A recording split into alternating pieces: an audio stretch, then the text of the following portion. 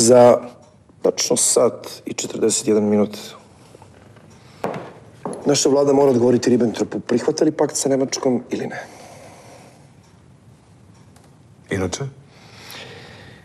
Inače, citiram, Nemačka se neće osjećati odgovornom za događaje koji će uslediti. Na ovakav ultimatum se ne odgovara mudrošću, gospodine namesniče. Na jedan sličan ultimatum 1914. godine vaš brat i Pašić su odgovorili hrabrošću. Da.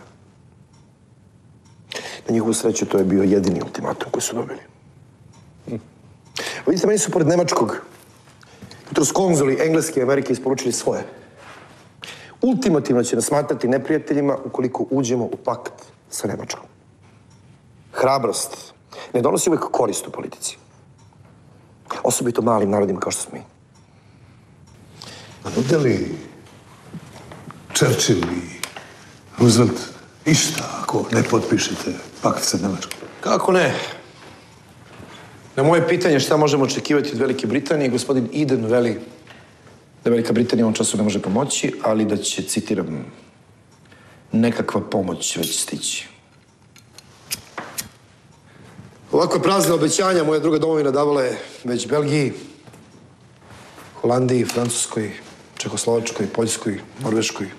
Treba li da vam kažem da nikada nikakva pomoć nije stigla? Jeste pokušali sa Rusima? Naš poslanik u Moskvi, gospodin Gavrilović, je na moj zahtev razgovarao sa sovjetskom vladom. Gospodine Katiću, niko neće u rat sa Nemačkom zbog nas. Ima još domaćih ultimatuma. General Simović preti pobunom vojske. Oglasio se vojvoda Pećanac. On je malo praktičniji, preti kamom. Doduše ne samo meni, već i moji deci.